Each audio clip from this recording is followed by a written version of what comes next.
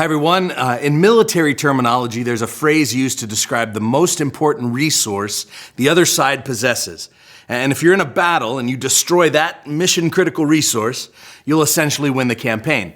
It's a guaranteed victory. That resource is called a high-value target.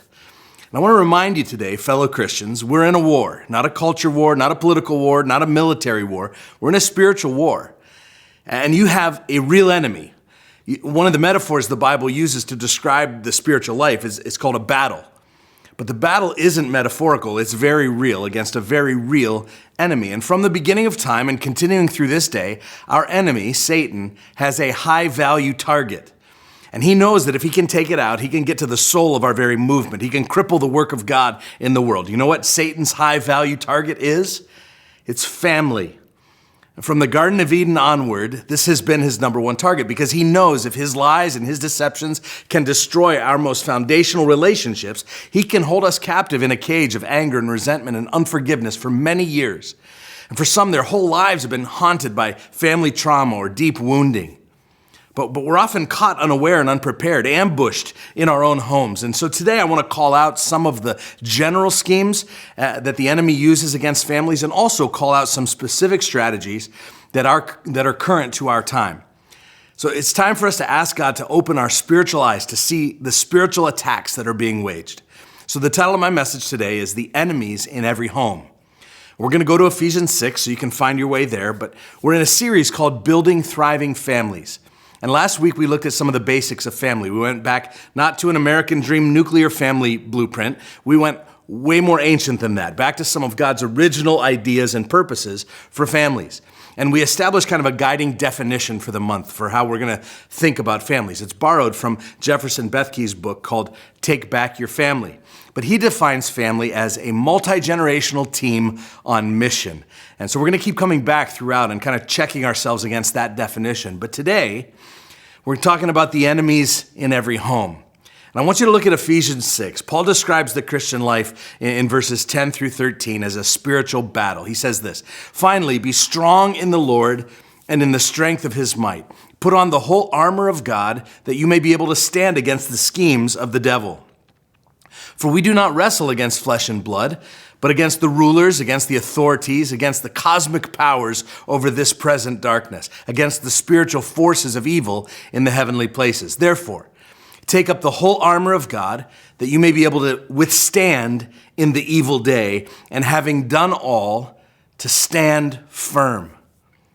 So just like in every other stage of human history, here in America in 2023, our families are under attack. When I talk about family, I'm talking about marriage and singleness and parenting and children and caring for our elders. Like all of these primary practices in the home are under attack. And before we talk about the primary enemies in every home, today I want us to talk for a moment about our actual enemy, Satan, the deceiver. Because I think there are three ways Satan attacks families. The first is discord.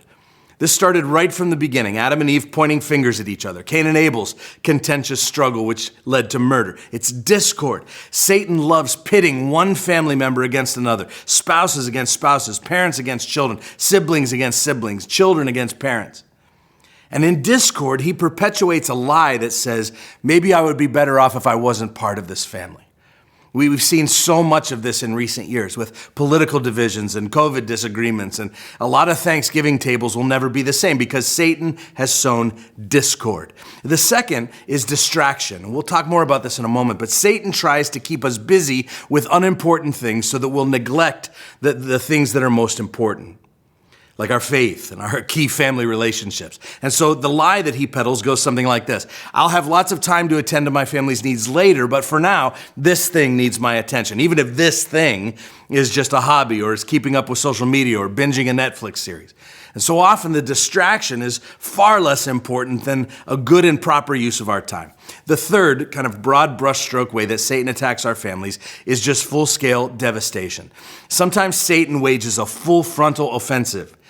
In addition to being a liar, you see, Satan is also a murderer. He's a destroyer, and sometimes he assaults families with disease or crisis or addictions or abuse or suicides or accidents or other untimely deaths. I watched this firsthand with my mentor and predecessor here at Grace, Pastor Al Detter. and his wife Marie. They went through like a decade of just full-on attack on their family, on their kids, on their ministry, and it was really, truly remarkable to watch both of their example of faith through it all. But when devastation comes into a home, there's a lie that usually comes in with it that says, I think God has abandoned us. That the pain is so deep that it seems like there's no way God could still be active and could still be on his throne. And some of you have experienced one or all of these attacks in recent years on your own family. And here's the mistake that so many people make. That they'll experience these things and they'll wrongly assume that a family member is the enemy. That they'll say, well, my husband is the problem. My mom and dad, they just don't get it. I can't stand them. My sister is the one bringing down our whole family with her negativity. But these divisions are not caused by people, and they're not caused by politics or personalities. They're caused by our spiritual enemy. Paul says in Ephesians 6 that we wrestle not against flesh and blood, but against principalities and powers. And so in the New Testament, that phrase, principalities and powers, refers to the evil spiritual forces that disunite humans from community and from our Creator. So these forces are directly related to the enemy of our soul, Satan.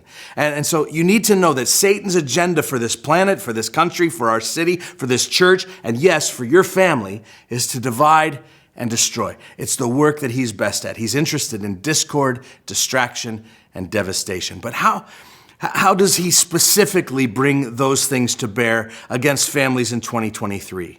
And for the rest of our time, I want to talk about 4 enemies in every home. And I think these represent Satan's main modern schemes against families. So here's enemy number 1. It's activity, obsession, and relationship poverty. So, by the way, I think each of these enemies is applicable to all shapes and sizes of families, including singles and marrieds and divorce and retired. This one included. But I do think it's also particularly tempting for parents with kids to fall into this trap. Like we get caught up in the whirlwind of activity so easily that actual relational connection goes by the wayside. We're calling it activity rich, relationship poor. And if we stop and think about it for a minute, none of us would say that we believe this is the best way to operate a home. But for many parents, it has just become the default. Now listen, I think experiences and activities for families are really good and really important. It's when those activities begin to take the place of real relationships and relational connection that it becomes concerning. And so many parents have slipped into the mode that just says, well, I want my kids to experience what I never got to. Like when I was a kid, we never did, vacations. And so we're going to blow the bank and do them now that I'm a parent. Or I never got to do travel soccer. Or I never got to do dance lessons. Or I never got to go to Taylor Swift concerts or whatever. And so we fill our kids' lives with activities, running from here to there, overlapping obligations and coordinating calendars in a way that would make an air traffic controller proud. Everybody gets to the ball game on time, and everybody gets to gymnastics on time, and gets to class on time, and finally gets to the dorm room on time, and gets tuition paid on time. But are we having meaningful conversations over dinner together? Are we laying in bed at night for a half hour and just talking about life? Because you see, when those kids become adults, it's not their activities, but their ability to be in relationships that will really matter.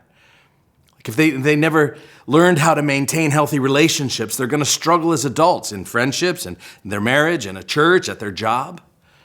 What tends to happen is that once most parents realize that maybe they've erred on the side of keeping their kids busy but haven't given much of themselves, well, then parents tend to overcorrect. Usually by either getting overprotective and kind of helicoptering over them and trying to shield them from all the consequences, even of their own bad decisions, or they get incredibly loosey-goosey, permissive, and they just let the kids do whatever they want. They try to become best friends instead of parents. And you overreact because you're under-involved. And so one of the enemies in every home is this emphasis on activities to the detriment of relationships. The second enemy is the celebration of what we'll call me-ism. So last week I talked about how the family has shifted in modern times from being a team that is focused on blessing the world around us with whatever our family can contribute. Oftentimes it was farming or a small business, to being hyper-focused on the success of each individual family member. It's me-ism. Bethke says it this way. He says, it doesn't matter if you're a nice and tidy religious family or a rugged, non-traditional family or some other version. In the West, we have the same rot festering right below the soil. Same disease, different plants. And that is the disease of self being the most important thing. So when did this happen? Well, as I said, families moved from being kind of the sprawling, multi-generational farming family to the Norman Rockwell painting family in the 50s. But then after that, it was soon replaced by a focus on this hyper-individualism. You trace, women's magazine covers. David Brooks does this in the New York Times. Up until the 1950s, there was this theme that, love means self-sacrifice and compromise. But in the 60s and 70s, it turned toward putting self before family. That was the prominent theme. So love means self-expression and individuality. The most popular songs at the time among men were not immune here, were songs of liberation of self, Free Bird and Born to Run and Ramblin' Man. It's all about my individual freedom. Well, the same thing happened to marriage. Eli Finkel, a psychologist and marriage scholar at Northwestern, has argued that since the 1960s, the dominant family culture has been the self-expressive marriage. He wrote it this way. He said, Americans now look to marriage increasingly for self-discovery, self-esteem, and personal growth. So marriage is no longer primarily about childbearing or child rearing. It's about adult fulfillment. This focus on hyper-individualism has led to trends today of people waiting much longer to be married. Those who are married are having far less children. And part of it is driven by this American dream that says, you need to be mobile, you need to be unattached, you need to be uncommitted to fulfill your life goals, able to devote an enormous number of hours to your job or to your side gig or to whatever other self-improvement kick that you're currently on. And so the message is attach yourself to the fewest number of people so that you can move around to the best job for the best pay, but just stay nimble without putting down too many roots in one place. And maybe this approach has led to some career success for some folks, but it's also left many people feeling bankrupt, that they're moved away from everybody that they know and love, and this lingering sadness lurks, and there's a kind of emotional vacancy, knowing that most family and close friends are not physically present with me, and my neighbors aren't familiar enough or available enough to lean on during a time of crisis. And this epidemic of loneliness can largely be traced back to a redefinition of family life. And because meism has run so rampant in the family system, marriage has become an easy out. If I get sick of you, if you're no longer meeting my needs, if it just isn't fun anymore, I can just exit scene left. And because of meism, more and more parents are practically worshiping at the altar of their kids. Whatever the child wants must be right. Whatever the child feels must be right. And we build our family's priorities around the kids' priorities, and pretty soon the tail is wagging the dog. There's no clear mission, there's no clear purpose for our family, there's no clear reason that our family exists other than to make sure each person is happy and satisfied in every possible moment. And I would just suggest this is an anemic view of family, fueled by a fascination with meism. And so we've said the enemies in every home are activity obsession and relationship poverty. Second is the rise of meism. Here's the third enemy. Let's call it media invasion. So technology is really good for some things. It's good at helping our lives to be more efficient. It provides advancements in important arenas like medical and educational fields that helps us to survive and thrive. It helps us to acquire new skills that allow us to master the world around us. It even helps us to connect with real people in our lives. What technology is not good at is shaping us into the kinds of people we want to be.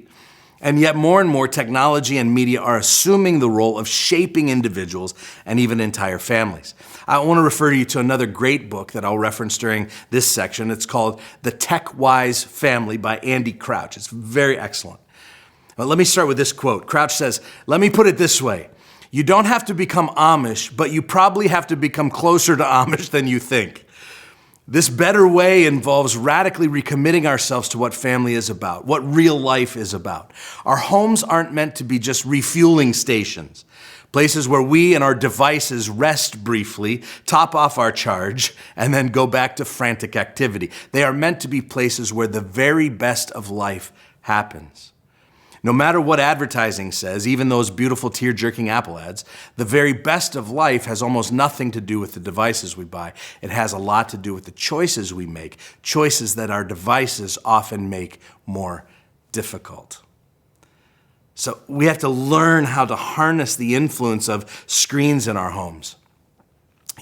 2007 was a key turning point for humanity. That was the year Steve Jobs released the iPhone into the wild.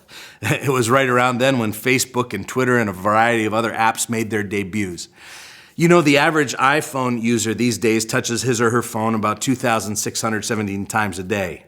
Young people, even more, and they're on their devices an average of 5 hours per day in over 150 separate instances of picking up that device. Simon Sinek said in a recent interview that our cell phones have the exact same addictive qualities as drugs, alcohol, and gambling.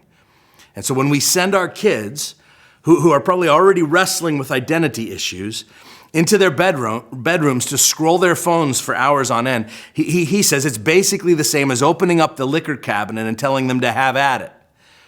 It's no accident, then, that mental health issues among teens and college students and our whole society really have been skyrocketing. Depression, anxiety, social disorders, that they're all on a meteoric rise in high schools and college campuses. Now, do you know when those trends started? Well, 2007. You see, for generations, the forces that formed a person's identity were things like parents and siblings and peers and schools and churches, extracurricular activities. For most of the adults watching or listening, those are the forces that shaped us. They shaped who you and I are. But for every generation since the invention of the internet and smartphones, we've opened a whole generation up to almost a limitless number of external forces that will shape that young person's identity. There are voices every day through that little device that's always with them in their bedrooms, at the dinner table, in the classrooms, in meetings, on walks, in parties with friends, that there's that constant voice that's saying, this is what you need to know. This is who you should be like. This is what you should look like. This is what you better think and believe like. Like there are now a limitless number of voices shaping their identities. And most of those voices, the parents don't know or don't approve of. Those voices bring with them pressures to conform to a certain set of standards that aren't necessarily the standards of the home or the school or the church that family member belongs to. And media is a different, it used to be that all news media, for example, prided itself in being unbiased. Its job was just to hold up a mirror to reflect the ideas and beliefs of the population. That is no longer the case. I don't know if you've noticed. The media has chosen sides and is now, just based on what you watch, pushing a narrative about what you should believe and how you must behave to be accepted in our society. It is no longer, here are the facts, you make up your own mind. It's now, if you dare break away from these norms and narratives that we are prescribing, you will be canceled and ostracized. If you have an opinion that doesn't line up, you're in trouble. And young people are feeling the tremendous pressure to conform more than ever. Not only that, social media has become a place for measuring up and for virtue signaling about the trending issues of the week. And those media platforms that are shaping their minds, our minds, for 5 and 6, maybe more hours per day, have also become a medium to compare. Compare your real life with everyone else's filtered life. And so our young people are looking, they're saying, man, if I could just look like that, if I could just have those clothes, if I could have that apartment, if I could get my abs to look like that dude's abs, if I could get my meals to turn out like that dude's meals, if I can arrange my life to fit into this highly contrived world, then I will be happy, then I will fit in. And the pressure on families then is to live up to these standards, which aren't even possible for most people. And discontent rules the day. The media invasion has become a conduit now for this fourth and final enemy of every home. Let's call it secular ideologies. It seems every new cultural movement puts the family in their crosshairs. In Kate Millett's book on women's liberation called Sexual Politics, she says, the family must go because it is the family that has oppressed and enslaved women. In David Cooper's book, he's a British physician, it's called The Death of the Family. He says the best thing society could do is abolish the family altogether. And today there are conversations at school board meetings around whether the state is more equipped to raise kids and how much of what happens in schools should be shared with parents. For example, a school district in Pennsylvania has recently adopted a policy that advises teachers and staff from informing parents of a child's gender dysphoria or preferred pronouns or bathrooms that they want to use. Teachers are told, keep it to yourself. And so whether it's through social media or at school or a news feed or an influencer or a song or a movie, there are these secular narratives and agendas on a constant blast in the ears and eyes and hearts of our kids.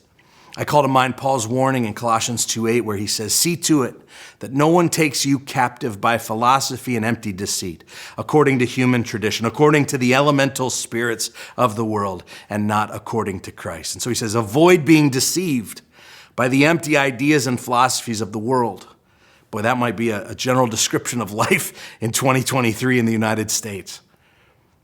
Guys, there are only two kingdoms, the kingdom of God, the kingdom of this world. And as the kingdom of this world, I think we can all attest, as the kingdom of this world is advancing, you can feel it because it brings with it confusion and chaos. And there's no spiritual neutral.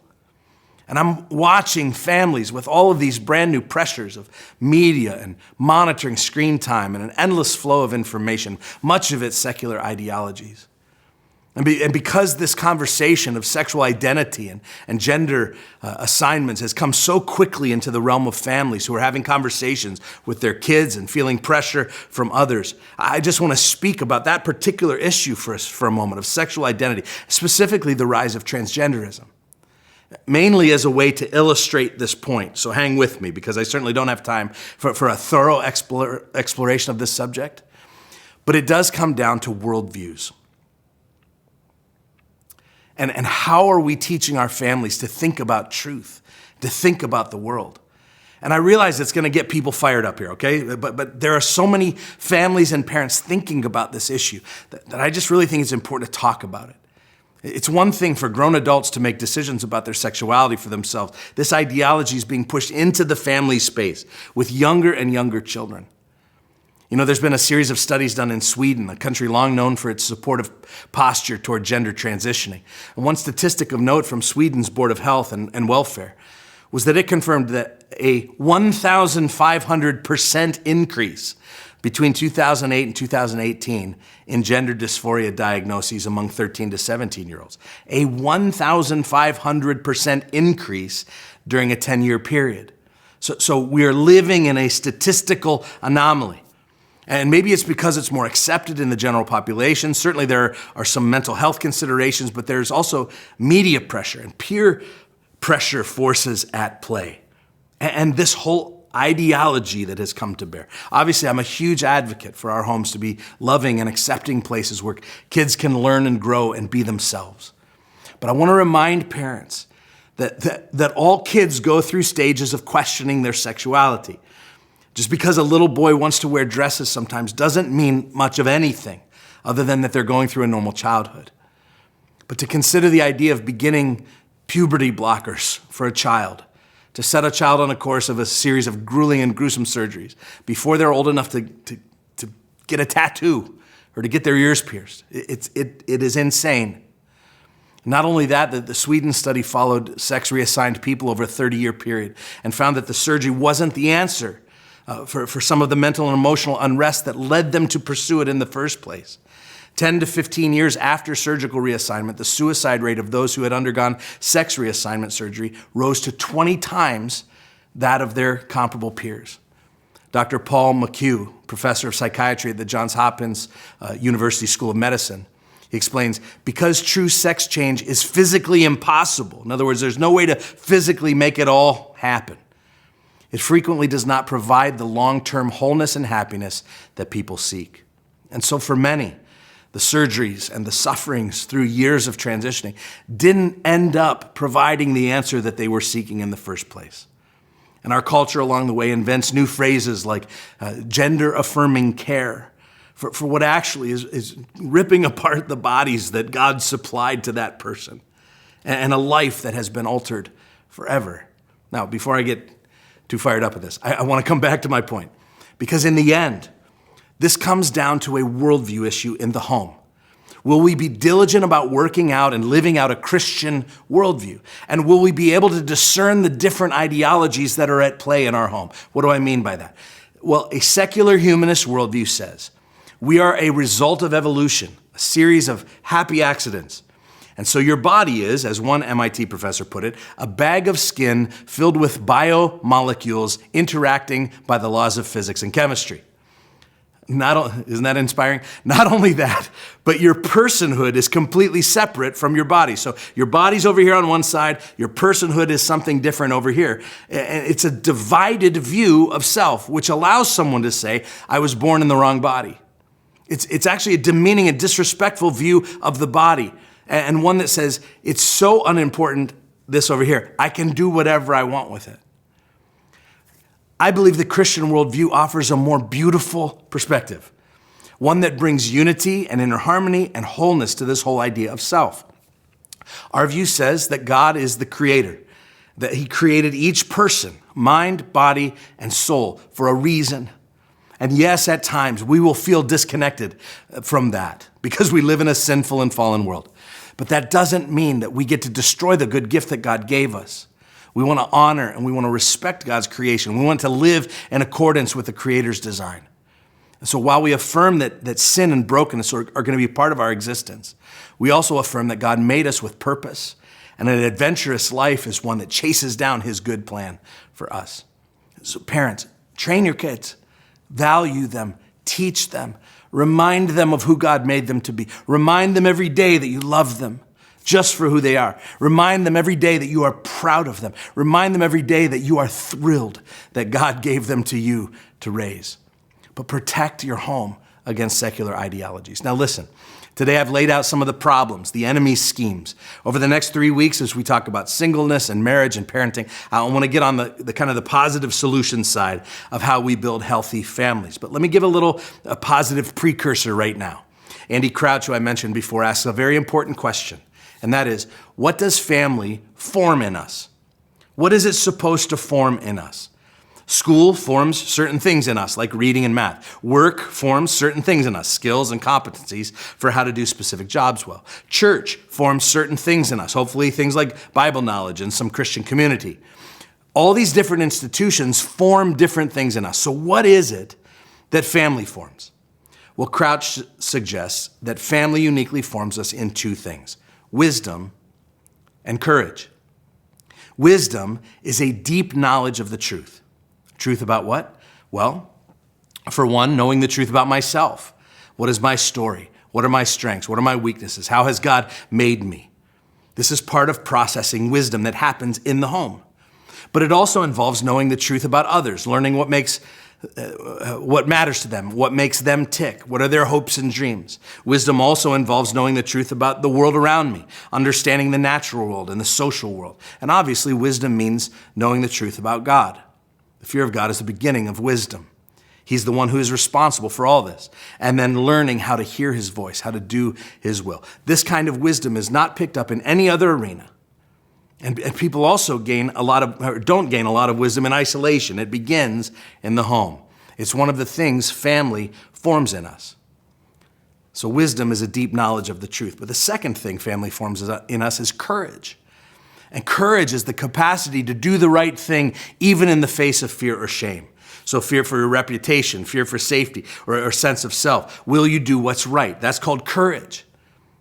And when there's a lot of social pressures to do the wrong thing, there is no better place to be formed in courage than in a family environment. People who will cheer for you, who will comfort you, people who will send you back out into the battle with a renewed boldness.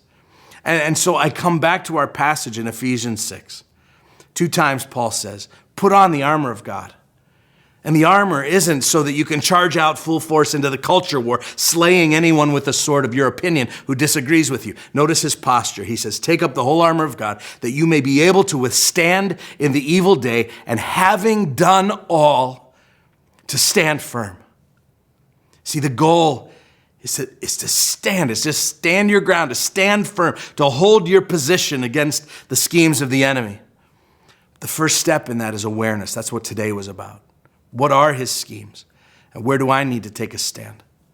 Let me remind you today that your spouse is not your enemy. Your wayward child is not your enemy. Your circumstances are not your enemy. Satan is your enemy.